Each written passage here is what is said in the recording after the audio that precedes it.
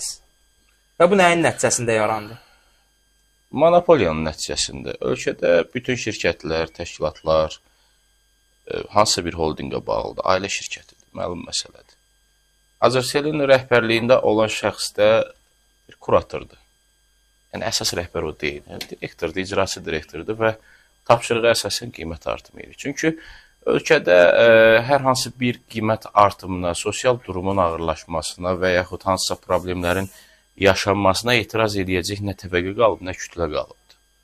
Susqunluğu gördükcə hakim rejim iqtisadi sahədə, sosial sahədə, siyasi sahədə məcburi şəkildə deyil, könüllü şəkildə istədiyini edir. Çünki tək Azərsel deyil, bütün Azərbaycanda mobil operatorlar hansısa özəl şirkətə tabe deyil ki, hansısa xarici, belə deyim, donor təşkilatın və yaxud biznes sferaya yeni daxil olmuş xarici biznesmenin əlinin altında deyil ki, hamısı öz ölkəmizin içində vəzifələrdə olan şəxslərə tabedir və yaxud onların ailə üzvlərinə tabedir.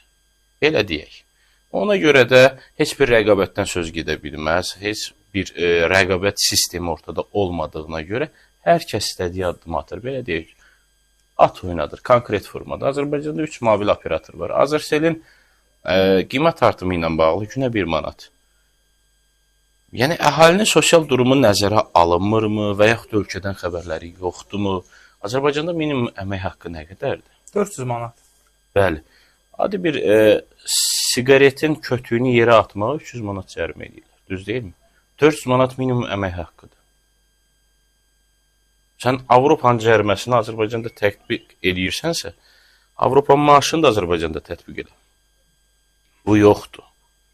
Və sizə bir xırda bir detal biraz geniş formada anlatım. Buyurun. Azərbaycanda ərazimizə görə təbii resurslarımız, yeraltı, yerüstü sərvətimiz Azərbaycan 5 dəfə Azərbaycan əhalisindən yuxarı, yəni 50 milyon bir əhalini dolandırma gücünə malikdir.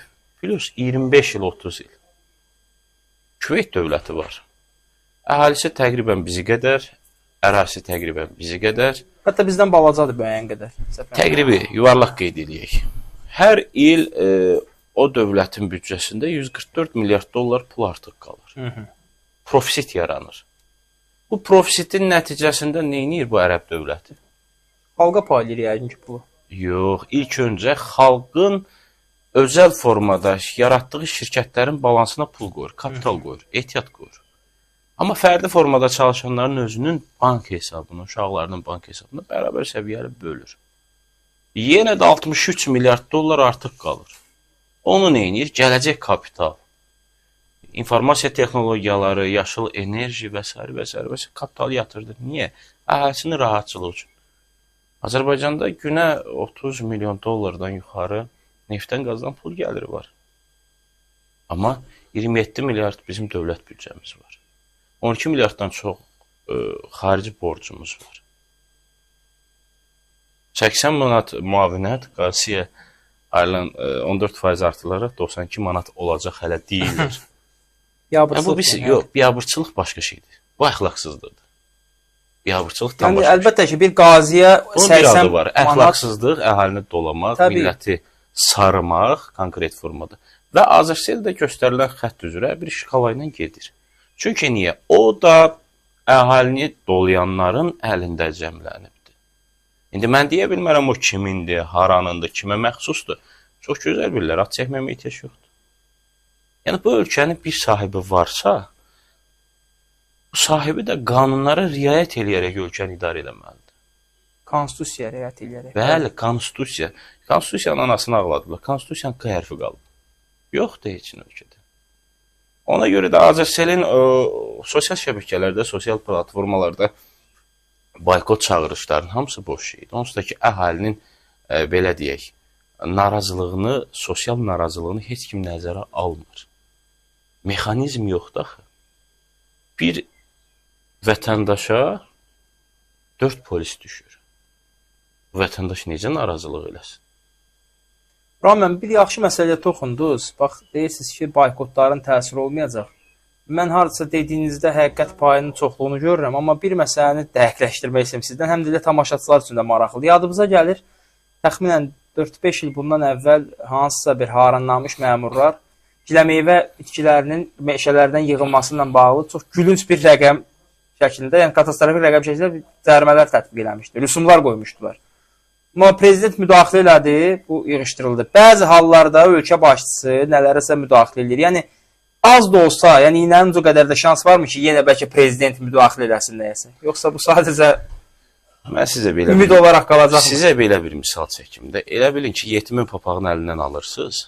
Deyirsiniz budur, bu olacaq, bu olacaq. Bütün hüquqlarını əlindən alırsınız. Artıq yetim məcbur qalır ki, nəyəsə bir dənə işıq yolu olsun, nəfəs borusu və havanı qəbul eləsin. Ona razılaşır. Birdən-birə papağını qaytarırsınız. Öz haqqının yardan 0.1%-ni qaytarırsınız və o məcburi sevinərək razılaşır. Deyir, çox sağ olsun. Hələ bir təşəkkür də eləyir. Öz papağını özünə. Bu ölkədə yəni manipulyasiyadan ibarətdir də hər şey. Bu çox maraqlı bir yer, çox yadıma bir hüquq müəllimimiz var idi, bizim Nazim müəllimimiz, onun bir fikri yadıma düşdü. Daha doğrusu bir ifadəsi bizə deyirdi ki, Azərbaycanlılar ona görə bədbəxt ki, qanuni hüquqlarını bilmirlər. İkinci ona görə bədbəxtdirlər ki, gəlirlər Azərbaycanı, dünyada bəlkə də heç bir xalqda bu yoxdur. Onu yıxırlar yerə, döyürlər, söyürlər, sonra da ayaqlayırlar, tapdalayırlar, belə ayağının kirini silirlər. Azərbaycanlı qalıb deyir ki, Allah sənə şükür hələ ki, sağam nəfəs gəlir. Yəni bir növdə bunu bir xalqın özü də yaratmayıb bu şərait. 2020-ci ildə koronavirusla bağlı, xəstəliklə bağlı cərimələr, yetəni cəriməliyirdilər, tətbiq olunurdu cərimələr. Bəli. Və qərara gəldilər ki, cərimələri silsinlər. Və əhali sevinclə qarşıladı. Amma cərimələr silinən tarixə qədər əhalinin nə qədər hüquqları pozulmuşdu. İnsanlar evdən çörək almağa çıxa bilmirdi. Bu olmurdu. Amma cərimə silinən kimi insanlar onu unutdu. Bəli. Deməli, nədir məsələ? Əhalinin unutqanlığı da burada əsas rol oynayır. Yəni, bizim başımıza bu qədər sosial, iqtisadi, siyasi müsibətlər gətirilir. Yəni, ölkə xarici demirəm, qonşu dövlətlərdən gələn təhlükələri demirəm. Hələ ölkənin daxilinə gedir söhbət. Sosial-iqtisadi problemlərlə boğulurlar, bəli. Boğulurlar, boğulduğumuz vəziyyətdə bir dənə yaxşılıq, 1000 dənə pislik olunur, bir dənə yaxşılıq 1000 pisliyi unutdurur. Çünki sistemin ideoloji rəhbərləri, ölkəni idarə edən şəxslər bizi bizdən daha yaxşı tanıyır. Bilir ki, nəyi alıb, nəyi versələr, xalq ona bravo deyəcək. Ona görə də sistem müvəqqəti deyil, uzun ömürlü olur. Təbii. Yəni, bizi kimi ölkələrdə, Türkmənistan, Şimali Koreya, bu kimi dövlətlərdə insanların, necə İslam dinində var ki, süfrədən yarı ac qalxmalısan. Bax, onlar onu əsas gətirib əhalini yarı ac saxlayır. Tam tox saxlamırlar. Ac olsun, möhtac olsun, başı özünə qarışsın. İndi istər mobil operatorlar olsun, istər digər şirkətlər olsun, bir nəfərin, bir sistemin, bir kurasiyanın əlində olduğuna görə istədiyini eləyəcək. Çünki rəqabət aparacaq şirkəti yoxdur. Məsələn, Sokar, neft şirkətidir. Ona rəqabət davam gətirəcək və yaxud rəqabət aparacaq törəmə şirkətləri varmı? Müstəqil şirkətlər varmı? Ona görə də benzinin qiymətini neçədir?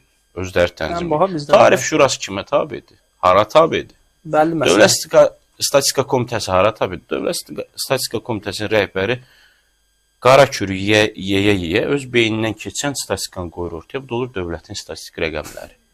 Yəni, bu olmaz.